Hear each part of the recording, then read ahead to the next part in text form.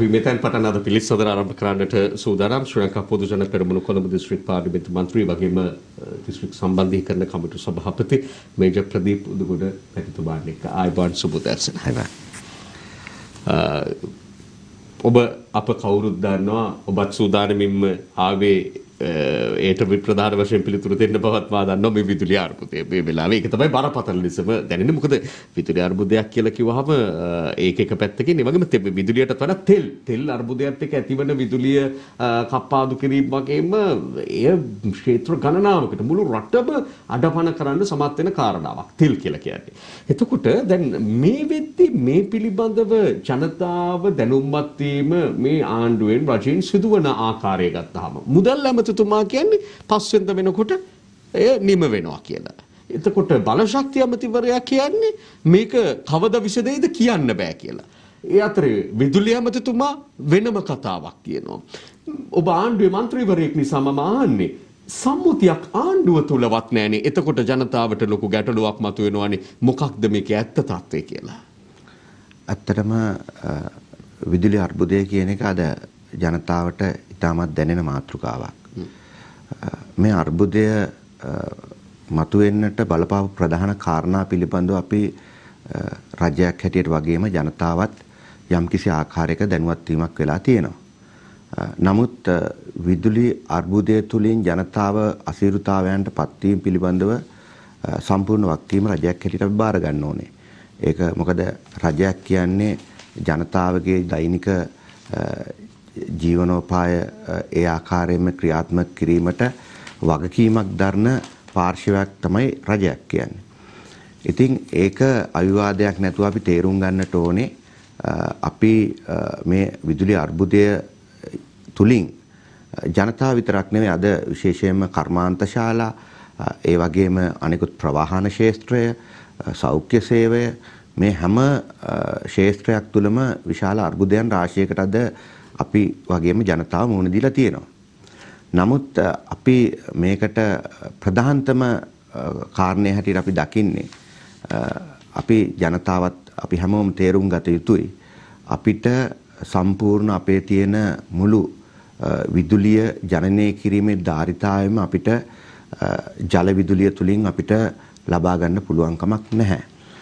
විශේෂයෙන්ම ඉතිහාසය ගත්තාම අපේ රටේ විදුලිය ජනනය කිරීම එදා ඉඳලා සිද්ධ කරන්නේ බහුතරයක් තාප විදුලි බලාගාර තුලින් ඒ වගේම පුනර්ජනනීය බලශක්තිය තුලින් අපේ රටේ ඇත්තටම අපි එදා ස්වයංපෝෂිත වුණා නම් අපිට විදුලිය ජනනය කරගන්න පුළුවන් ක්‍රමවේදය පසුගිය කාල සීමාවන් තුල ඒ පිළිබඳව මනාව හිතලා බලලා ඒ ක්‍රියාදාමය ආරම්භ කරා නම් අද අපි මෙවැනි තත්ත්වයකටපත් වෙන්නේ නැහැ. ඇත්තම තාප විදුලි බලාගාර තුලින් විදුලිය ජනනය කිරීමේදී ප්‍රධානතම අවශ්‍ය සාධකය වෙන්නේ තෙල්. ඉතින් අද අපි දන්නවා මේ රටේ ඩොලර් අර්බුදයක් තියෙනවා. ඒ ඩොලර් අර්බුදය පැන නගින්නේ අපි මේ ආණ්ඩුව බාරගත්ත කාල සීමාව තුළ ඒ කියන්නේ අපි රජයක් බාර ගන්නකොට අපි ඒ රජේ බාරගන්නේ පසුගිය ඊට පෙර රජයේ පැවති කාල සීමාව තුළ තිබුණු ආදායම් මාර්ග ඒ වගේම ඒ වෙනකොට ඒ රජයන් පාලනය කරපු රටේ තිබෙන ස්ථාවර වත්කම් විදේශ විනිමය මේ සේරම එක තමයි රජයක් අලුත් රජයකට බාර දෙන්නේ. එතකොට ඒ රජයක් බාර ගන්නකොට සම්පූර්ණ විදේශ විනිමය ස්ථාවර කරලා ඒ වගේම රටේ ආදායම් මාර්ග ස්ථාවර කරලා ඒ වගේම රට ස්වයංපෝෂිත කරලා එහෙම රටක් බාරගන්නේ නැහැ. මොකද රජයක් තව රජයකට බාර දෙන්නේ නැත්නම් ආණ්ඩුවක් පෙරලෙන්නේ ජනතාව තිබුණු රජයට එරෙහි වෙන්නේ නැත්නම් ඒට විරුද්ධ ඡන්දෙ දීලා අලුත් රජයක් පත් කරගන්නේ ඒ රජය පිළිබඳ තිබ්බ අකමැත්ත හින්දා. එතකොට අපි දකින්නට ඕනේ එතකොට ඒ රජයේ කාල සීමාව තුළ පැවතිච්ච ආර්ථික අර්බුදත් මේ රජයට කළමනාකරණය කරන්න සිද්ධ වෙනවා. ඉතින් ඒ තුලින් අපි දකිනවා පසුගිය කාල සීමාව තුළ 2015 දී මම පසුගිය රජයන් ඇත්තටම ජනතාව බලාපොරොත්තු වෙන්නේ නැහැ මේ වෙලාව තුළ කෙසේවත් පසුගිය ආණ්ඩුවට විවේචනය කිරීම ඒ වගේම පසුගිය ආණ්ඩුව තුලින් ඇතිවෙච්ච ප්‍රශ්න හින්දා තමයි මේවා ඇති වෙන්නේ කියන එක මේ ප්‍රශ්න වලට උත්තර නෙවෙයි.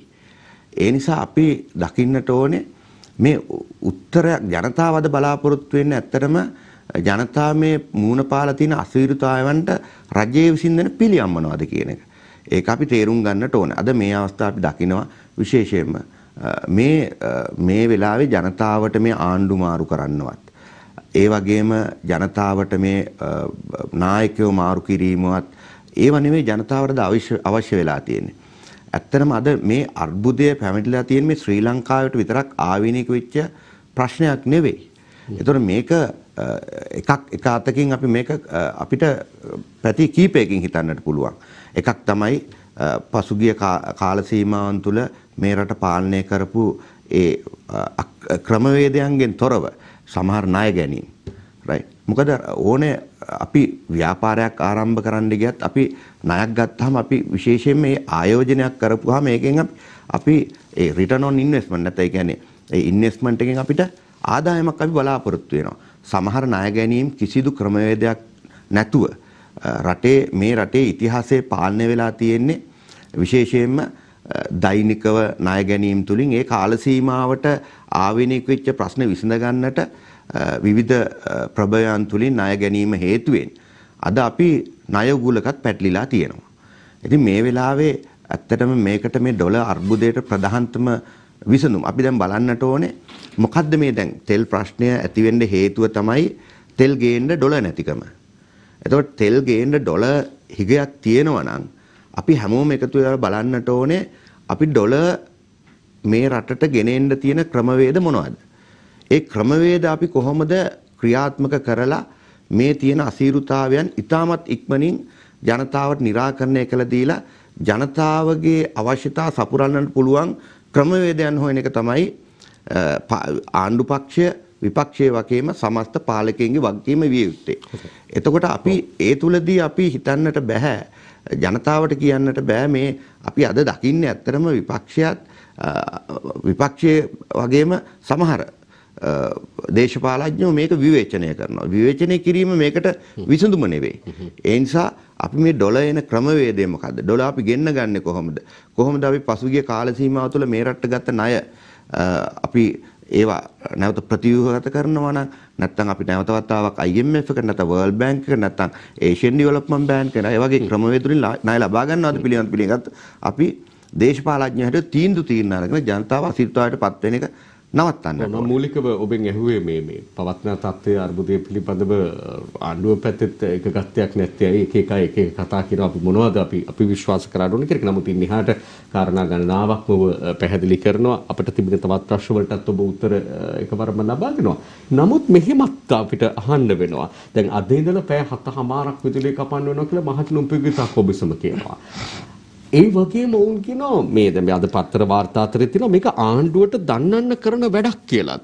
ඒ අතරේ නඩුමගට යනවා කියලාත් මහජන උපයෝගීතා කොමිසම කියනවා. ඇයි මේ ඉන්ධන ලබා ගැනීම සඳහා ඉල්ලපු මුදල් ලබා දෙන්නේ නැහැ කියලා. අපි පහුගියදා දැක්ක ජනාධිපතිවරයාත් ප්‍රකාශ කරනවා මේ මුදල් නිකුත් කරන්න කියලා. අද මහ බැංකුව අධිපතිවරයා මොකද්ද කියන්නේ? මහ බැංකුවට ඩොලර් මවන්න බෑ. නැවකට තෙල් ගන්න ඩොලර් දීලා අර්බුදය විසඳන්න බෑ. මේ හැම තැනම තියෙන එකගත්වයක් නැති කමනේ. ඒ නිසා විපක්ෂ නායකතුමා ආදීන් ප්‍රකාශ කරන මේ ආණ්ඩුවේ පරිපාලනයේ දුර්වලකම එහෙම නැත්නම් අදූරදර්ශී භාවය තමයි මේකට හේතුව කියන එක මෙහෙම ගියොත් එහෙම ජනතාව පිළිගන්නා තැනකටපත් වෙන්න පුළුවන්. අන්න ඒ කාරණාවට උත්තරයක් දෙන්න පුළුවන්ද? නෑ අපි ඒක දැන් එක ශේත්‍රයක් ගැන විතරනේ කතා කරන්නේ. ওই විදුලි අර්බුදය ගැන විතරයි. රටක ඩොලර් වලින් මේ රටට අපි ස්වයං පෝෂිත නෑනේ. අපිට අපි විදුලිය ජනනය කරන්නට අපිට ඩොලර් අවශ්‍යයි තෙල් ගෙන්නන්න. ගල් අඟුරු ගෙන්නන්න අපිට අවශ්‍යයි. ගෑස් ගෙන්නන්න අපිට අවශ්‍යයි. ඒ වගේම රටට අවශ්‍ය කරන ඖෂධ ටික අපි ගෙන්නන්නට අවශ්‍යයි. ඒ වගේම රටට අවශ්‍ය කරන කිරිපිටි. මේ හැම දෙයක්ම අපි ගෙන්නන්නට ඕනේ ඩොලර් දීලා. එතකොට දැන් අපි රටක් කළමනාකරණය කරනවායි කියන්නේ මේ අපේ සන්තකයේ තියෙන සම්පූර්ණ ඩොලර් ප්‍රමාණය තෙල් මිලදී ගැනීමෙන් පමණක්ම මේ ප්‍රශ්නේ විසඳෙන්නේ නැහැ. අපි අපේ රටේ සන්තකයේ තියෙන ඩොලර් ප්‍රමාණය සම්පූර්ණ වියදම් කරලා අපි තෙල් ගෙන්නුවොත් ඊට පස්සේ අපිට ප්‍රශ්නයක් ඇති වෙන්න පුළුවන් මේ රටේ ගෑස් එකක් ඇති වෙන්න ඕනේ. අපිට ගෑස් මේ රටේ නැහැනේ ගෑස්. අපි ගෑස් ටිකත් අපි ගෙන්නන්නට ඕනේ. ඒ වගේම මේ රටේ ජනතාවට අවශ්‍ය කරන ඖෂධ ටිකත් අපි ගෙන්නන්නට ඕනේ. ඒ වගේම මේ රටේ ජනතාවට අවශ්‍ය කරන අනිකුත් ආහාර වර්ග, ඒ වගේම කිරිපිටි මේ හැම දෙයක්ම අපි අත්විඳලා තියෙනවානේ පසුගිය කාල සීමාව තුළ මේ පෝලිං ජනතාව පෝලිං වල ඉන්නවා. මේ ජනතාව පෝලිං වල ඉන්නේ හිගතාවයක් ඇති වුනහම. නමුත් අපි දැන් ඇත්තටම මේ වෙලාවේ අපිට යම්කිසි ආකාරයක කළමනාකරණයක් කරන්න පුළුවන්කම ලැබිලා තියෙනවා. රටේ ගෑස් එකක් දැනට නැහැ. ඒ වගේම රටේ ඖෂධ එකක් දැනට නැහැ. ඒ වගේම රටේ මේ වෙනකොට කිරිපිටි එකක් දැනට නැහැ. මොකද මේ කිසිම දෙයක් අපි දන්නවා රටේ ගෑස් නැහැ. අපි ගෑස් ටික අපි ගෙන්නන්නට ඕනේ. ගෑස් නැති වුණොත් මොකද වෙන්නේ? ඒක ඔබ කියපු වර්ග කීපේ ගෑස් කිරිපිටි මේ ආති හිඟ නැහැ කියලා ඔබ කියන්නේ බොහොම මේ තහවුරු කරගත්තු තොරතුරු ඇතුවද? මොකද අපි දකිනවානේ කඩේකට ගියාම ගෑස් දැන් නම් ආයි නැති පාටක් තියෙන කියලා මුදලාලි කියන්නේ. කිරිපිටි පෝලිම් වල ජනතාව ඉන්නවා තාම දකින්න පුළුවන්නේ. මාධ්‍යවලින් මේව පේනවනේ. එතකොට ඔබ බොරු කියනවා කියලා ජනතාවට හිතෙන්න පුළුවන් මේ മന്ത്രിතුමා බොරුවක් කියනවද මේ කියලා. නෑ මෙහෙමයි. මේ වෙලාව තුල අපිට පූර්ණ අවශ්‍යතාවයම සපුරලා නැහැයි කියන එක අපි පිළිගන්නවා. එහෙම පූර්ණ අවශ්‍යතාවය සපුරන්න පුළුවන් නම් අපිට තෙල් වල අවශ්‍යතාවයත්, ගෑස් වල අවශ්‍යතාවයත්, ඖෂධ වල අවශ්‍යතාවයත්, අනිකුත් ආහාර වර්ග වල අවශ්‍යතාවයත් පූර්ණ වශයෙන් අපිට සපයන්න පුළුවන් නම් මේ කිසි ප්‍රශ්නයක් අපිට නැහැනේ. මොකද අපි දැන් බලන්න ඕනේ අපි උදාහරණයක් හැටියට අපේ සාක්කුවේ තියෙන සල්ලි ටිකත් එක්කනේ අපිට වියදම් කරන්න පුළුවන්කම ලැබෙන්නේ. අපි පුජ්‍යලයක් ගත්තාම අපිට ලැබෙන ආදායම අනුව තමයි අපි වේදම් කරන්නේ. ඒක සාමාන්‍ය ආර්ථික විද්‍යාවේ න්‍යායනේ. එතකොට රටක් හැටියට අපිට ලැබෙන අපිට ඩොලර් මේ රටට එන්න ඕන අපිට අච්චු ගහන්න බෑ ඩොලර්. ඩොලර් මේ රටට එන ක්‍රමවේදයන් මග ඇහුරුනහම අපි කොහොමද ඒ ඩොලර් ටික මෙහෙට එන්නේ නැතුව අපි මොනවද දීලාද මේවා ගන්නෙ? දැන් එකක් තමයි අපි දන්නවා දැන් විශේෂයෙන්ම මේ කොවිඩ් වසංගතය කියන තැනට හැම කාරණෙම ලඝු කරන්න යන්නේ නෑ. මොකද ජනතාවට හැම දෙයක්ම කොවිඩ් වසංගතය කියන තැන ඉඳලා කතා කරනකොට ජනතාවට මේ දේශපාලඥයොත් යම්කිසි ආකාරයක එපා වෙලා තියෙනවා. නමුත් කොවිඩ් වසංගතයම නෙවෙයි. නමුත් කොවිඩ් වසංගතය හමුවේ වගේම පසුගිය කාල සීමාවල මේ රට ගත්ත අනිසි විදිහට ණය ලබා ගැනීම. මේ ණය ලබා ගැනීම වලට අපි මේ ණය මුදල ආපහු ගෙවන්න ඕනේ. ඒ වර්ෂයට නැත්තම් මේවා අපි ෆික්ස් රේටින්ග්ස් වලින් අපි අයින් කරපන්. දැන් අපි උනත් ණයක් ගන්නකොට අපි පුජ්‍යලයක් හැටියට අපි බැංකුවකින් ණයක් ගන්නකොට බැංකුවෙන් බලනවා මේ පුජ්‍යලයට මේ ණය ටික නැවත ගෙවන්න පුළුවන් හැකියාව තියෙද කියලා. ඒ තුලින් ඒ විශ්වාසය ගොඩනැගුණාමනේ ණයක් ගෙවන්නේ. ඕනේ පුජ්‍යල. ඉතින් ලෝකයේ අනිකුත් ඔය ප්‍රධානතම බැංකුව ආයතන උන IMF එක නැත්නම් World Bank ADB එක මේ හැම එකක්ම ඒගොල්ලොත් බලනවා මේ රටට ආදායම් මාර්ග තියෙනවද අපෙන් ලබා ගන්න ණය මුදල නැවත ගෙවන්න කියන එක. ඉතින් ඒ තත්ත්වයට වැටුනේ අය අපේ රට. ඒ තත්ත්වයට වැටුනහම ඒ අදාළ බැංකුව වලින් අපි උදාහරණයකට පුජ්‍යලික අපි බැංකුවේ ණයක් ගන්න ගියාම ඒ පුජ්‍යලයා ඒ බැංකුවට හිතෙනවා නම් මේ පුජ්‍යලයාට මේ ගන්න ණය ප්‍රමාණය නැවත වතාවක් ගෙවීමේ හැකියාවක් නැහැයි කියලා. එතකොට ඒගොල්ලෝ විවිධාකාරයේ කන්ඩිෂන්ස් දාන කොන්දේසි දානවා. එක්කෝ ඒගොල්ලන්ගේ වත්කමක් උකසට ගන්නවා යම්ම ආකාරයේ කොන්දේසි දානවා. අපි උනත් අද මේ තත්ත්වයට පත් වුනහම මේ ප්‍රධානතම බැංකු වලින් ණය ලබා ගැනීම පමණක් නම් මේකට තියෙන එකම විසඳුම ඒ තුලදී ඒගොල්ලන්ට පුළුවන් මේ බැංකු වලට විවිධාකාරයේ කොන්දේසි පනවන්න. ඒ පනවන කොන්දේසි යම්කිසි ආකාරයක ජන ජීවිතයට වගේම රටේ පාලනයට විවිධාකාරයේ බලපෑම් එල්ල වෙන්න පුළුවන්. ඔබ මේ සෑම පැහැදිලි කිරීමකම ඩොලර් අර්බුදය දැඩි ලෙස මතු කරනවා. ඩොලර් හිඟය බොහෝ ප්‍රශ්න වලට හේතු වෙලා තියෙන ආකාරය. එහෙමත් තියෙද්දී ආණ්ඩුවේ මේ ඇමතිවරුමනේ මේ කියන්නේ Apple මිදි ටික ගෙන්නන්න සල්ලි වියදම් කරනවා අවශ්‍ය දේ කරන්න මීට වඩා අවධානය යොමු කළ යුතුයි. ඇතුලේ ඉඳන්ම වුන් පණිවිඩ ලබා දෙනවා. ඔබතුමන්ලත් වගකීමක් ඇති മന്ത്രിවරු විශේෂයෙන් ඔබ ප්‍රධාන පරිපාලන දිස්ත්‍රික්කය වන කොළඹ සම්බන්ධීකරණ කමිටු සභාපතිවරයා මේ පිළිබඳව පණිවිඩය අරගෙන යන මේ පිළිබඳව ජනාධිපතිවරයාගේ ඉඳලා අවධානය යොමු කරවා ගන්න තවම ප්‍රමාද වෙන්නේ ඇයි? ජනතාවට ඒකත් තියෙන ප්‍රශ්නයක්. ඇයි මේ අත්‍යවශ්‍ය නොවන දේවල් ආනයනයට අපි ආනයන සීමා තියෙද්දිත් මෙච්චර වියදම් කරන්නේ මේ තරම් ප්‍රශ්නයක් තියෙන වෙලාවක? නෑ එවැනි ප්‍රකාශ කිරීම ඇත්තටම සුදුසු නෑ මේ වෙලාවේ.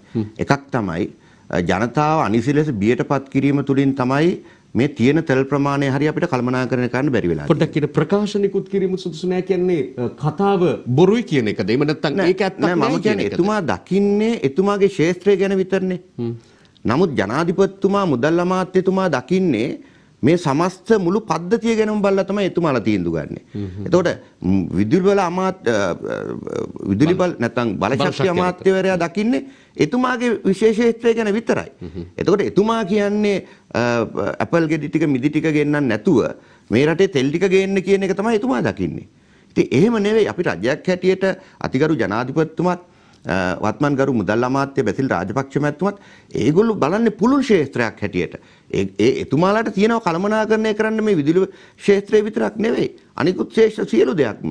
එතකොට දැන් අපි උදාහරණයක් හැටියට අපි කිව්වොත් හරි දැන් මෙතුමා බලශක්ති අමාත්‍යවරයා කියන විදිහට අපිට සම්පූර්ණ ඩොලර් ප්‍රමාණය යම්කිසි ආකාරයකින් ලැබෙන මුදල් ප්‍රමාණයට සාපේක්ෂව වැඩිපුර මුදල් ප්‍රමාණයක් ඒකට දීලා ඩොලර් ප්‍රමාණයක් අනිකුත් අත්‍යවශ්‍ය ද්‍රව්‍ය කියන එක නැවතුනොත් මොකද වෙන්නේ? ඒකට කවුද වක් කියන්න ඕනේ? ඒකට වක් කියන්නොත් මේ රටේ පාලනය කරන අතිගරු ජනාධිපතිතුමා ප්‍රමුඛ රජය.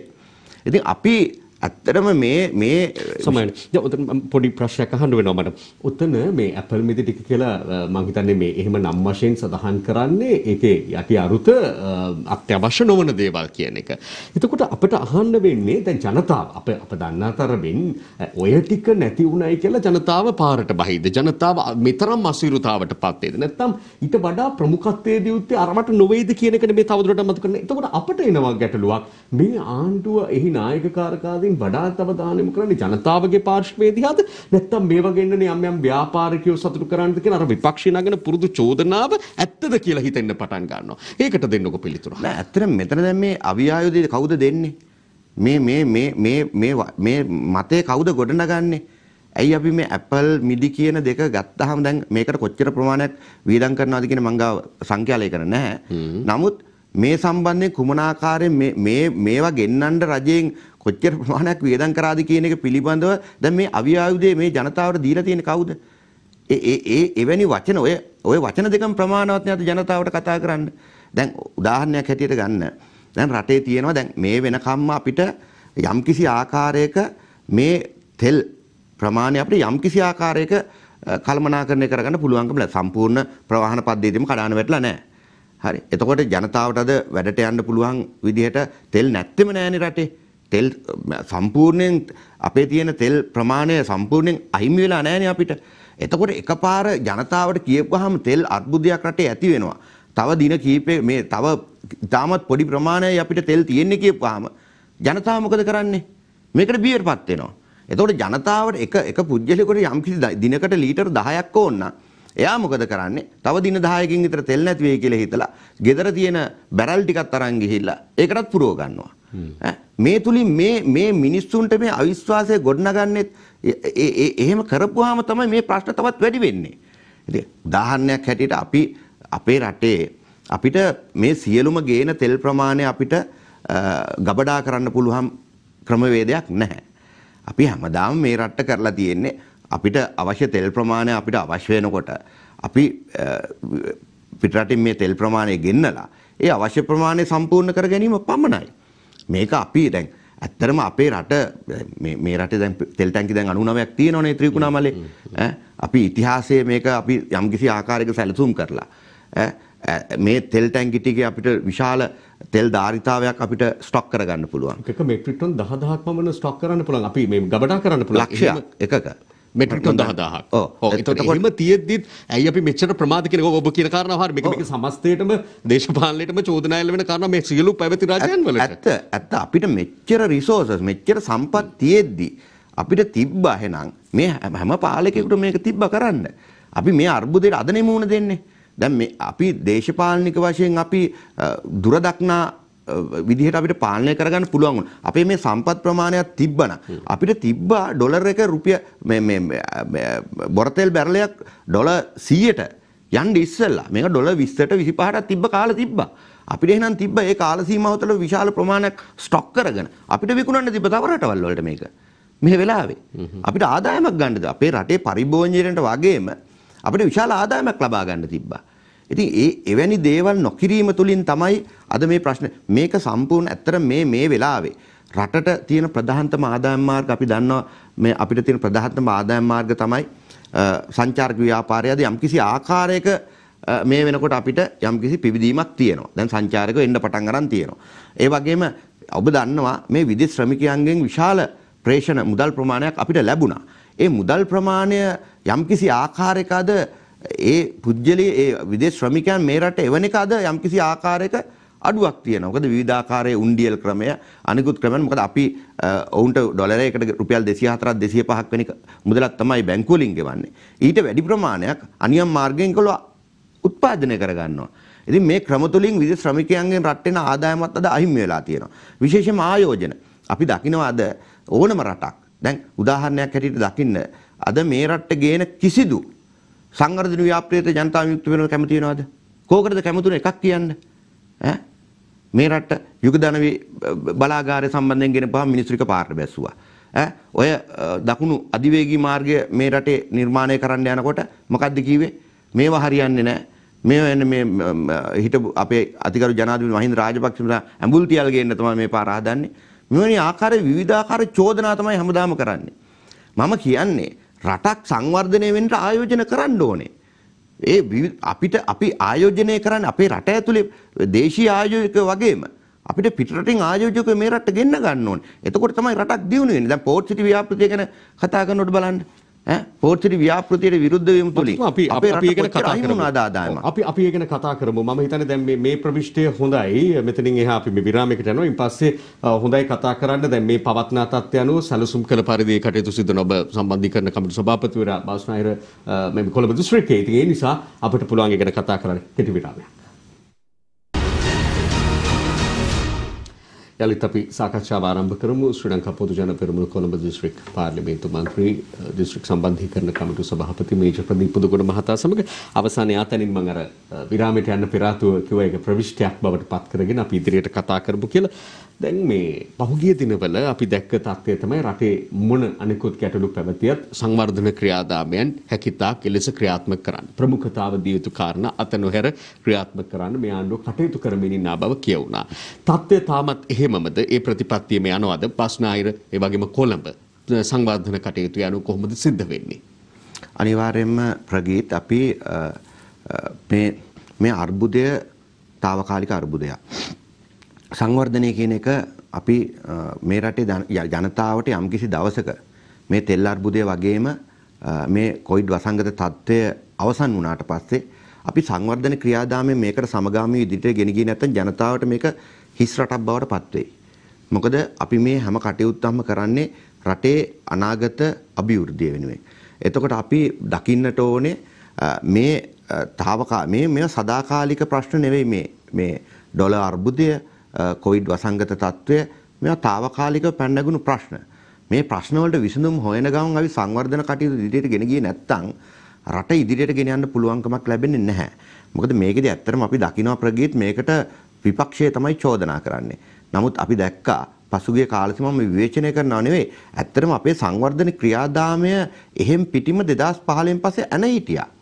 මේ ඇන හිටිය ඒ සංවර්ධන ක්‍රියාදාමයේ පැන නැගුණු ප්‍රශ්න තමයි අද අපිට දකින්නට ලැබෙන්නේ. එහෙම රටක් ඉදිරියට ගෙන යන්න පුළුවන්කම නැද විපක්ෂයේ චෝදනා කරන්නේ ඉතාමත් ජනතාව ඒ කියන්නේ තේරුම් ගන්න පුළුවන් ජනතාව මේවා පිළිගන්නේ නැහැ. තේරුම් ගන්න පුළුවන්. මොකද මේ පොඩි දේවල් ගෙනල්ලා පොඩි ඒ කියන්නේ මේ අර සිම්පල් ඉෂුස් ඒ කියන්නේ මේ පොඩි ප්‍රශ්න ගෙනල්ලා ලොකු කරලා මේක පෙන්නනවා. ඒ තුලින් තමයි ජනතාව අද මේ තත්වයට සමහර පිරිසක් පැහැදිලිවම කියන්න ප්‍රගීත් බහුතරයක් ජනතාව අද ඉන්නේ මේ දේශපාලනික වශයෙන් මේ නායකයා මාරු කරන්නවත් දේශපාලනික වශයෙන් මේ ආණ්ඩුව යවන්නවත් කියන මතේ නෙවෙයි ජනතාවට යම්කිසි කලකිරීමක් තියෙනවා.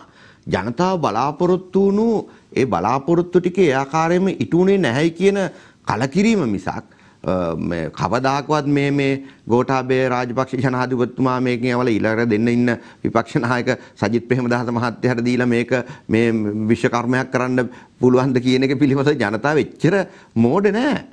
ඉතින් ඒ හින්දා දැන් මේකෙන් අර බොරදියේ මාළු බානවා වගේ විපක්ෂයේ බලාපොරොත්තු වෙනවා ජනතාව අසීරුතාවයන්ට පත් වෙලා ඉන්න අවධියක යම් කිසි ආකාරයක හිතනවා නම් මේ ආණ්ඩු බලය ලබා ගැනීම තමයි නියමිත මේක වෙලාවේ කළ යුත්තේ කියන ඒක නෙවෙයි විපක්ෂයෙන් බලාපොරොත්තු වෙන්නේ. ප්‍රගීත් විපක්ෂයෙන් බලාපොරොත්තු වෙන අද ජනතාව මේ වෙලාවේ මේක මේ දෙවන ලෝක යුද්ධයෙන් පස්සේ අපි මූණ දෙන ප්‍රගීත් ඉඳලත් නැහැ දෙවන ලෝක යුද්ධ කාලේ මම ඉඳලත් නැහැ. හරි මේ අපි කවුරුවක්වත් මේ දෙවන ලෝක යුද්ධයේ අත්දැකීම් විඳපු පිරිස නෙවෙයි. එතකොට 1939 තමයි දෙවන ලෝක යුද්ධ පටන් ගත්තේ. එතකොට ඒ කාල සීමාව තුළ අපි මේ අත්දැකීම් විඳලා නැහැ. මේක අපිට අලුත් අත්දැකීමක්. ඉතින් මේ අපි දෙවන ලෝක යුද්ධයෙන් පස්සේ මූණ දෙන ලෝකයේම මූණ දෙන ප්‍රධානතම ආර්ථික අර්බුදය මේ.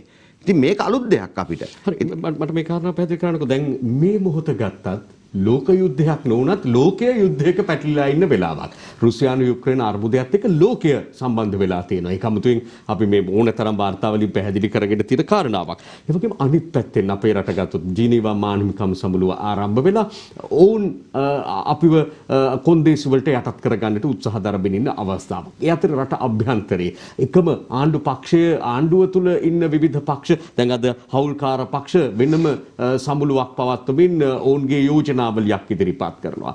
මේ අතර විපක්ෂය කොහොමටත් ආණ්ඩු පක්ෂයට චෝදනා කරන එක සුපුරුදු චර්යාව සුපුරුදු තත්ත්වයේ බවට පත් වෙලා තිනවා. හැබැයි විපක්ෂ සටන් පාට එක්ක ජනතාව බොහෝ දෙනෙක් පෙළ ගැසෙන ආකාරයක් තියෙනවා. අපි වැරදි ලෙස ආණ්ඩුව විවේචනය කිරීම හෝ නායකත්ව විවේචනය කිරීම පැත්තක තිබත් හොදක් දකින්න පිරිස අඩු වෙමින් තිබෙනවා. මේ හැම අතින්ම ආණ්ඩුව බිත්තියට හේතු කරන තැනට පත් වෙලා තියෙනකොට ඔබ අන්නේ කාරණාවේදී මේ ජනතාවගේ පැත්ත ජනතාව දැන් මට හැඟෙන ආකාරයට ඔබ කියන්නේ ජනතාව අවබෝධයෙන් ඉන්නවා ජනතාව දන්නවා මෙහි සැබෑ තත්ත්වය කියලා. හැබැයි අපිට තියෙන ප්‍රශ්න ජනතාව සැබෑ තත්ත්වය දන්නවද? එහෙම නැත්නම් ජනතාව ඇත්තටම ආණ්ඩුව පිළිබඳව හිතන්නේ මොකක්ද කියන එක පිළිබඳව.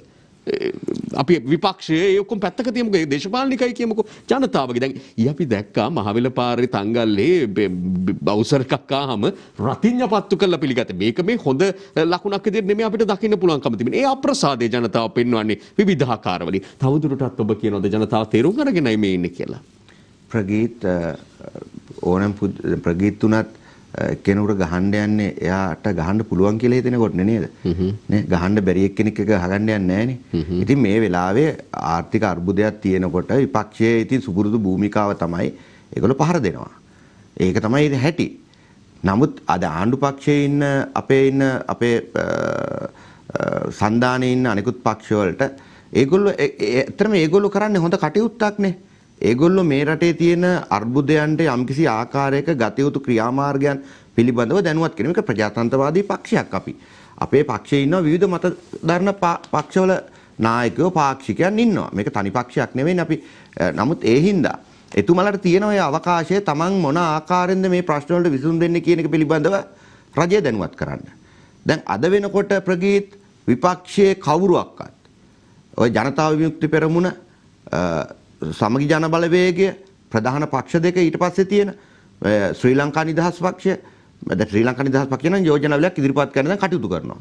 එතකොට මේ ප්‍රධාන පක්ෂ දෙක අද මේ ඩොලර් අර්බුදයට විසඳුම් දීලා තියෙනවද? මේ ඩොලර් ටික හොයාගන්නේ කොහොමද කියන එක නායකයෙක් අද කියලා තියෙනවද? සමහරු කියනවා ප්‍රාථමික වෙළඳපොලේ මේවා විකුණනද ද්විතීයික වෙළඳපොලට යන මේවත් සමහරු ජනතා විමුක්ති පෙරමුණ ජාතික ජනබලවේගය කියලා නෝන් දැන් හඳුනන්නේ ඕන් එහෙම කියනවා විදේශගත ශ්‍රමිකයන්ගෙන් මුදල් ලැබෙන බවට උන්ට විශ්වාසයක් තියෙනවා මේවා මේ එහෙමනම් වර්තමාන කාලෙත් ලැබෙන්න ඕනේ නේ අපිට ජනතා විමුක්ති පෙරමුණ පිළිබඳ ප්‍රගීත විශ්වාසයක් තියෙන්නේ 103ක් වගේ තමත් පොඩි ප්‍රමාණයකටනේ. ඉතින් ජනතා විමුක්ති පෙරමුණ හිතනවා එහෙම විශ්වාසයක් තියෙනවා. ඒගොල්ලෝ කිව්වේ මොකද්ද මේකට විසඳුම කිව්වම එක ශ්‍රමිකයෙක්ගෙන් ඩොලර් 500ක් ගෙන්නවා. මේ විදිහට රටක් පාලනය කරන්න පුළුවන් ද ප්‍රගීත්? මේ වගේ මේ විහිළු කතා කියලා රටක් පාලනය කර ඔයගේ පුළුවන් මේ සිල්ලර කඩයක් පාලනය කරන්න පුළුවන්. මේ රටක් පාලනය කරන්න බෑ ওই විදිහට. ජනතා විමුක්ති පෙරමුණ හිතන්නේ ඒගොල්ලන්ට මේ රට දුන්නොත් මේ රට මේ ප්‍රශ්නවලට විශාල වගකීමක් දරන්න ඕනේ ජනතා විමුක්ති පෙරමුණට.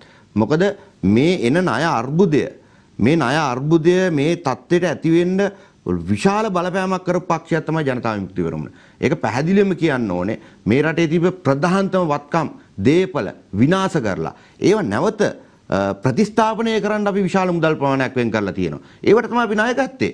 ඉතින් මෙවැනි අතීතයක් තියෙන පක්ෂයකට අඩුතරමේ අද ඇවිල්ලා කියන්න තිබ්බා මේ ඩොලර් 500ක් එක ශ්‍රමිකයෙක්ගෙන් ගෙන්න එකට මේකට විසඳුම නම් කොහොමද ඒගොල්ලෝ ගෙන්නන්නේ? ඒගොල්ලෝ කියපුවාම මේ ශ්‍රමිකෝ ඩොලර් ටිකේ වයිද?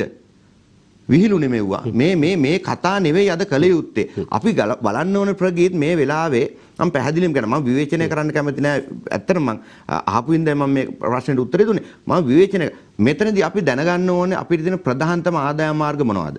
අපි හඳුනා ගන්න ඕනේ. මේකට තියෙන එකම විසඳුම මේ ආකාරයෙන් අපි ක්‍රියාත්මක කළ යුතුයි. එතකොට අපි ප්‍රධානතම ආදායම් මාර්ග තියෙන අපි සංචාරක ව්‍යාපාරය නම් විදේශ ශ්‍රමිකයන්ගෙන් ප්‍රේෂණ මුදල් නම් ඒ වගේම ආයෝජන නම් ඒ වගේම අපනන ආර්ථික ශක්තිමත් කරනවා නම් ඒ වගේම දේශීය ආර්ථික අපි ශක්තිමත් කරගෙන අපි විදේශීය භාණ්ඩ මේ රටට ගෙන්නන භාණ්ඩ වලට ආදේශක භාණ්ඩ රට තුල නිෂ්පාදනය කිරීම.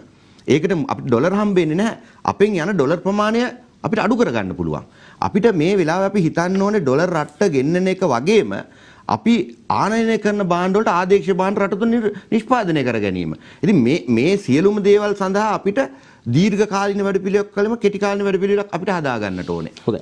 අවසාන වශයෙන් අපිට විනිතු කාලයක් තියෙන. දැන් මේ අද සිරස්සලේකීම මම මේ කාරණාව අහන්නේ. ගම්මන්පිල මැතිතුමාගේම අදහස් දැක්වීම දැන් මේ ආණ්ඩුවේ පරස්පර අදහස් දැක්වීම ගැන අපි මුලින් ඇහුවෙත් මම ඔබෙන්. එතුමාම මෙහෙමත් කියනවා. අද රටේ පවතින ප්‍රශ්නේ කොටි ත්‍රස්තවාදයටත් වඩා භයානකයි කියලා. මේ තුල කියවෙනවාද අසීරුම අභියෝගයට මුහුණ දෙන පාලනයකට හිමිකම් කියන්නේ එහෙම නැත්නම් මේ වෙලාවේ මේ ආණ්ඩුව තමයි රටේ අසීරුම කාලයක රට පාලනය කරමින් ඉන්නේ කියන එක මේ තුල තියෙනවා කියලා ඔබ හිතනවාද? නෑ එතුමා එකෙන් කුමන ආකාරයේ විදිහට ගම්ම්‍ය කරාද කියන එක පිළිබඳව මට ලොකු අවබෝධයක් නැහැ. එතුමා සමහරට හිතන්නට ඇති මේ ඩොලර් අර්බුදය තුලින් රටේ තියෙන සම්පූර්ණ මුළු ක්‍රියාදාමය පිළිබඳව ඒ ක්‍රියාදාමයට ලොකු බලපෑමක් ඇති වෙලා තියෙනවා කියන එක පිළිබඳව එතුමාට මම හිතන්නේ ඒ විදිහට තමයි එතුමා හිතන්නේ. මම කෙටියෙන් කිව්වොත් මේක ආණ්ඩුවට දාපු යෝකර් එකක් නෙමෙයි ඔහු දාපු පුල්ටොස් එකක් කියලා මම හිතන්නේ. ඔබ හිතනවාද එහෙම කියලා මම අහන්නේ? නෑ මෙහෙමයි. එතුමා විශ්ලේෂණය කරන ආකාරයන එතුමාගේ ප්‍රකාශනයකුත් කරන්නේ. ඉතින් එතුමා කුමන ආකාරයෙන් ඒක විශ්ලේෂණය කරාද කියන එක පිළිබඳව මට පුද්ගලික දැනුමක් නැහැ. ඉතින් එතුමා දකින්නට ඇති ඩොලර් අර්බුදය හමුවේ ඩොලර් එන ක්‍රමවේදයන් පිළිබඳව මොකද එතුමා දරන බලශක්තිය අමාත්‍ය ධූරයේ පමණයි. එතුමා දන්නේ නැහැ මුදල් අමාත්‍යවරයා හැටියට බැසිල් රාජපක්ෂ මහත්මයා කුමන ආකාරයේ ක්‍රමවේදයන් ඉදිරි කාල සීමාව තුළදී සැලසුම් කරලා තියෙනවද කියන එක පිළිබඳව එතුමා නොදැනුවත්ව ඇති. ඉතින් රටක් හැටියට අපි කවදාවත් පැහැදිලිවම කියන්නට ඕනේ කුමන අර්බුද හමුවේ වුණත් අපිට ඒවට විසඳුම් සැලසුම් තියෙනවා රජයක් හැටියට. ඉතින් ජනතාව අනිසිලස බියටපත් කරන්න හොඳ නෑ මේ වෙලාවේ. මොකද ජනතාවට මේ විශ්වාසය ගොඩනැගුවොත් තමයි ජනතාව අනිසිලස බියටපත් වෙන්නේ නැතුව ජනතාව දෛනික කටයුතු කරගෙන යන. දැන් උදාහරණයක් ඇටියට ඔබතුමාට මම කෙටියෙන් කියන්න. අර වෘත්තීය සමිතියක නායකයෙක් ඉන්නවා. එතුමා ඇවිල්ලා හැමදාම මොනවද කියන්නේ ජනතාව බය කරනවා. ජනතාවට කියනවා තෙල් නැහැ. තව නැව් දෙකයි තියෙන. ඒකට ගෙවා ගන්න විදියක් නැහැ. මේ විවිධාකාර දේවල් කියපුවම ජනතාව අවිනිශ්චිතතාවයටපත් වෙනවා. එහෙම වුණාම ජනතාව දැන් තමන්ට අවශ්‍ය කරන ඉන්ධන ප්‍රමාණයට වඩා වැඩි ප්‍රමාණයක් ගෙදර තියා ගන්නවා. ඒතර කොහොමද අපි කොච්චර මේ සැපයුම සිද්ධ කරත් ඒ සැපයුම ප්‍රමාණවත් වෙන්නේ නැහැ. ඉතින් ඒ බියටපත් කරන්න හොඳ නැහැ. නමුත් අපි දන්නවා රජයක් හැටියට ප්‍රගීත් පැහැදිලිවම කියන්නට ඕනේ මේ අර්බුද තව මාස කීපයක් යනකොට අපිට කළමනාකරණය කරගන්න පුළුවන් වෙයි.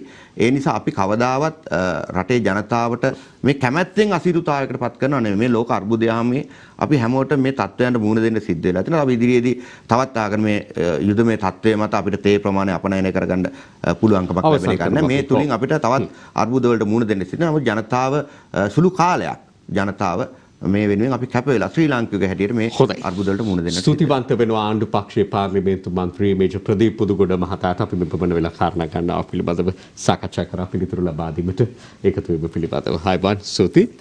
යලිත් අපි හෙට උදේ මුඩ ගැසුම මෙතෙක් ඔබට සුවදායි සුබ දවසක් වේවා.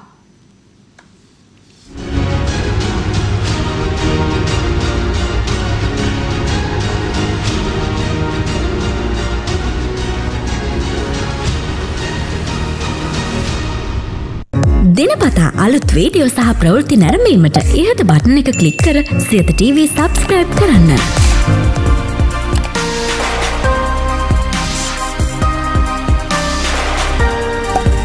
අලුත් වීඩියෝ ගැන මුලින්ම දැනගන්න මෙම සීනුව ක්ලික් කරන්න.